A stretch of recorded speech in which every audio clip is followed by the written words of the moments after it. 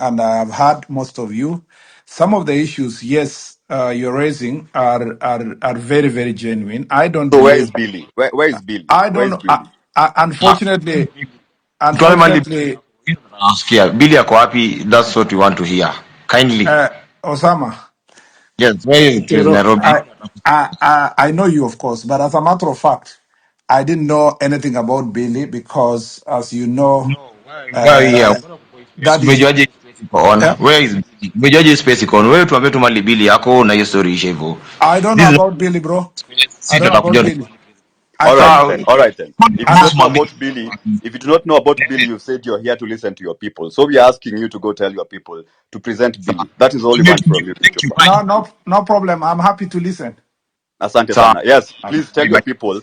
Billy, you've said you're not aware of it, so tell your people to let go of Billy unconditionally. We need Billy released. Billy has done no crime, and if they're charging him with anything, let them forward a charge sheet for it. We just need Billy released unconditionally and in record time. Thank you. No problem. It's hashtag the free Billy.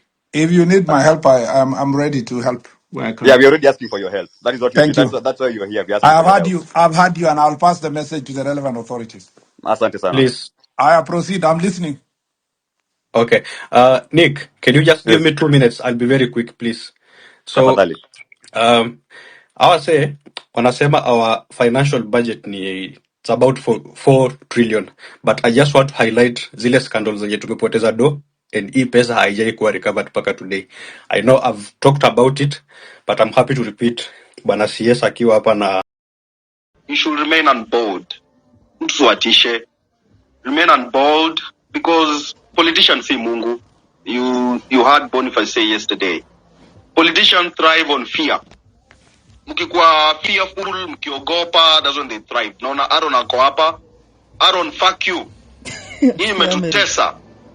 Metumiza. Mkiona niko na followers 1.6 million ni vijana na those young men kila siku kwa inbox ni kulia tu. Mtu amegraduate, amefanya computer science, ako poa software engineering, very intelligent young man, ana job.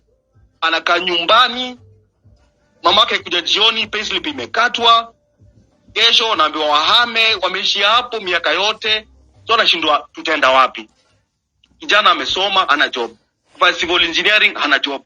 Na nyinyi kina Aaron, mnachukua pesa, mnaenda kwa matanga, mnaenda kwa church, mnaenda kupeana pesa. Juzi niliona huyo mse mnaitanga engineer, amepeana 20 million. Nyinyi mnajua 20 million pesa ngapi? Mimi na run hospitali. Ni ndogo.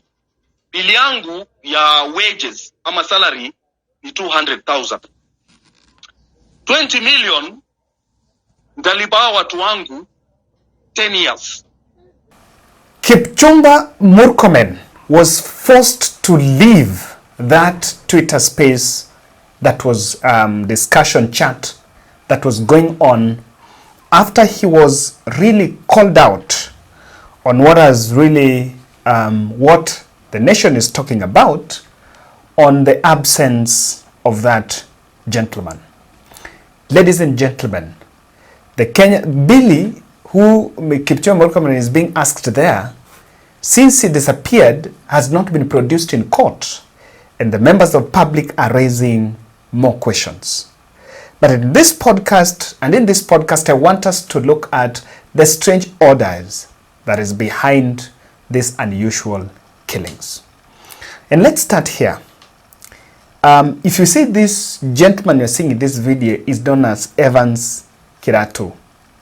And I've not played the video because in that place, this guy was hit by police, and you could see now he's going there. He was taken to the hospital, to Kenyatta Hospital, and succumbed to the injuries. It's the video that has been going on viral. That photo has been shared. Now, just this Saturday, I've spoken with the mother. They're doing post-mortem now. We spoke with the mother. They're doing post-mortem as burial plans are underway. And I realized there is a bit of silence. So things are not looking good either. So what I've done, myself, I'm going to visit the family tomorrow. I think with a host of some other, I think I've got 2 of our subscribers here. And I also want to stand in solidarity with that family as Team Bold. So I'm reaching out to you. I also have that which I have taken from myself. Just contribute, send me any amount you can have so that we stand in solidarity with this family. I'll be visiting the family tomorrow so that you top up on what we get, we shall have. And if you're in Kiambu and you're a member of this channel, please call me urgently. Get in contact so that we can plan and pay a visit. This is what is called solution journalism. I realized we are just talking about these stories, but things are not looking good. Even those who are in hospital, if you're in a hospital, you're still stuck, you're not finding a way, kindly reach out, speak out, because these are the patriots that are fighting for us, fighting for this nation. We will come out and also support you. And so kindly reach out. Iye kidogo tumejaza, whatever we'll get, we'll be able to also stand with the family as I visit tomorrow. Now, I want to look at this. The nation has released a CCTV footage explaining the last minutes of the death of Rex. This is also another incident, and these are the 2 that now died in that protest on Thursday. And what happened to Rex is well explained here, and you will understand what exactly was the strange order in this video. Now, as night fell in the streets of Nairobi, the horrific death of a man identified as Rex Kanyike Masai would mark the end of yesterday's anti-finance bill protest, also termed Occupy Parliament. Rex, who according to witness reports was on his way home from work, was shot and badly injured before he passed on just a few minutes later. NTV's Ngina Kirori has obtained exclusive footage of the incident, which sets the scene of what took place on the night of 20th of June. This as the family of Rex suffered delays from government authorities after they were forced to take his body to City Mortuary pending a homicide investigation. Here now is that report. 20th of June 2024. A gunshot went off and a life went out. The first sign that trouble was rife in the air comes from this CCTV footage which NTV has exclusively obtained along Moi Avenue at 7:19 p.m. Passers-by are seen scampering for safety before law enforcement officers appear running at people believed to be protesters in the street. The officers are armed with clubs, pistols and tear gas. One of the officers throws an object which appears to be a stone in the direction of protesters. The anti-finance bill protests, also termed Occupy Parliament, which were mostly characterized by few incidents of casualties compared to Tuesday's protests, are about to take a dark and tragic turn. Further down the road, at Mama Ngina Street, another crowd of people are running for their lives. Among them is Rex Kanyike Masai. The group doesn't know it yet, but they are seconds from disaster. One of them even drops their phone and goes back to pick it up, but on second thought, he leaves it as he sees a police officer brandishing a pistol. From another angle, that same police officer fires the fatal shot. When the dust settled, 29-year-old Rex Masai was lying in the street, writhing in pain, with a bullet wound and a bullet lodged in his thigh.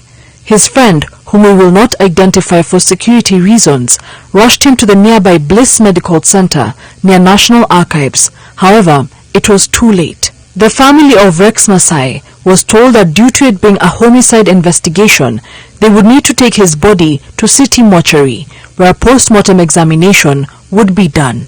Jana nilipigiwa simu na rafiki yake, akaniambia mom, tuko na Rex, but Rex hayuko poa. Nikamwambia kama ni mgonjwa, tafuteni hospitali, mpeleke na uniambie uko hospitali gani. Akaniambia mom, tuko hospitali already. Nikamwambia shida ni nini, ni pesa? Akaniambia hapana, sijui utaichukua aje. Nikamwambia venye unaongea nishajijazia yuko ama hayuko. akaniambia mam hayuko. However, even into the late afternoon on Friday, police officers had not yet arrived at City Mortuary, making the family wait even longer. Hata alikuwa kuja nyumbani hii weekend ambayo tunaingia leo kesho, na ndugu yangu alikuwa ndugu ambao ni mtulivu sana, penda watu na hawezi penda kuona ukiteseka, na ni mtu ambao ungekuwa unafanya jambo mbaya angesikia hivyo angekuongelesha, angekuita kando kuongelesha yale ambayo unafanya si poa na ungependa ufanye hivi na hivi.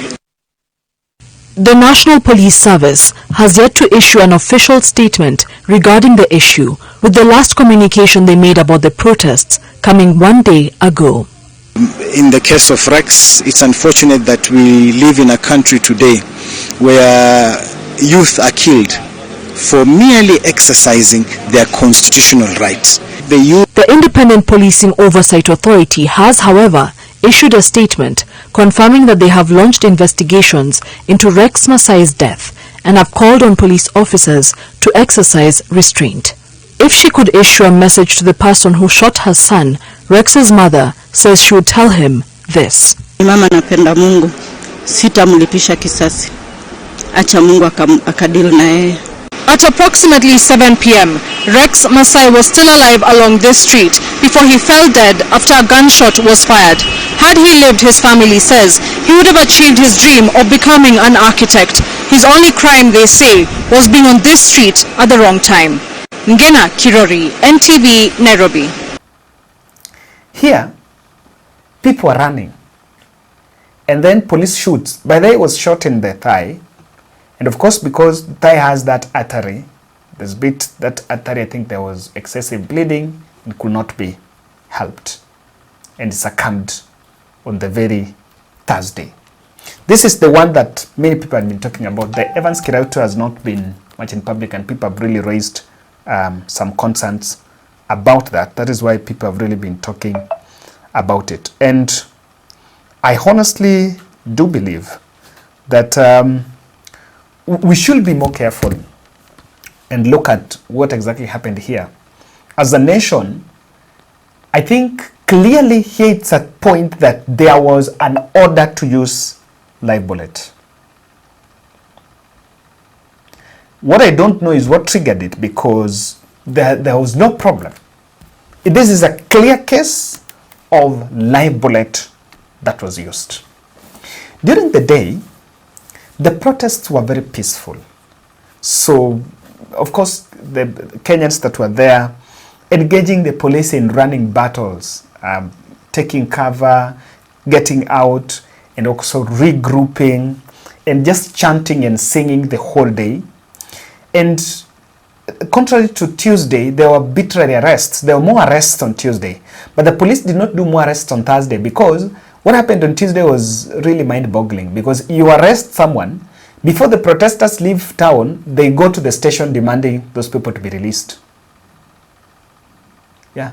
So that is why even the Edgar why Murkomen was being asked there to produce, Murkomen could not explain, because he's also one of the people that he was arrested, and the police cannot explain. If he was arrested, he's supposed to be presented on court on Friday. He's not been presented in court, so they're putting in custody, I think, over the weekend. Probably they delayed it so that Akai weekend and would be produced on Monday. And that is the discussion. You could see that strategy. So that was one of the orders, that you do arbitrary arrests on that Friday, with understanding that if someone is arrested on Friday, probably he will have to be indoor. You have to be locked for the better part of the weekend. It's part of that strategy, you can see. But something unusually happened. Do you remember some time back when Sonko said that during Uhuru time, they used to go and buy old cars, cars, and burn them along Gong Road so that they can blame the government for doing those bad things. Do you remember that statement? So look at this group. Friday evening around 5, you can see this. There was a violent group that emerged from Oduor. During the day, the protests were very peaceful, and you could see even artists were there. If artists are there, people are even engaging and singing along with the police. But then, around 5 p.m., there was this group that emerged. It's a group of criminals and gangs who came out now throwing stones and causing mayhem in the whole city. From the other side of Oduor, this team, according to what is being explained clearly, this team was not. This team were out to send a message and to create a perception that the protesters are destroying people's houses and people's business. Remember, one of the narratives that government always uses to stop and crush protests is that protesters are pelting stones in people's houses, they're stealing and mugging people, their businesses. That has been the reasoning. So when they realized that even by Thursday until evening, there was nothing like that, so they were not winning the discussion because people out were saying, look here, the police must understand the protesters are peaceful. There is no reason of meting that force on them when those people are peaceful. That has been the discussion. So people got into that. And this group came from Oduor, with the unusual force, just trying, vandalizing and throwing stones to create impression of vandalism. Something that had not been witnessed. And this was to create that impression that there is violence and create mayhem so that police will use excessive force. And if you realize, the time that Rex was shot, according to that report by Nation, it was at 7 p.m., around 7 p.m. That was going late into the night. And of course, it was running away from it. If there is something that people are struggling, and NIS, I think I saw Chris at Twitter, one of the Twitter users saying, NIS was truthful and must have told the state that protests are not a joke, that the organization and execution was very organic. The State House political class, rebellious of reality as usual, is now asking DCI to question individuals in a bid to see if there is a sponsor. Protesters, people are asking, why didn't they leave CBD? Most people didn't leave CBD because outside, the exit routes were very hostile. This group that had come from town caused mayhem and fear. So if you want to live through Haile Selassie, it's not moving. If you want to get your way through Thika Road, neither is this other side of Ngong Road. If you come through the DOD or use the other route to Kenyatta Hospital. So there was a problem, and that is why you saw when the music started playing in one of the bars there, people went, and that is where they took refuge, and police now had to retreat. Then from that is when people left and went home. So I think, to me, there are some 3 orders that I could see here. Around in the evening, going into the night, there were orders to use live bullets. And that was to create fear, because when this information is shared, of course they shot the leg, but the use of live bullet to me was a bit unnecessary, and I can see that was one of it. Number 2, there was something on don't just arrest anyone. Arrest the organizers.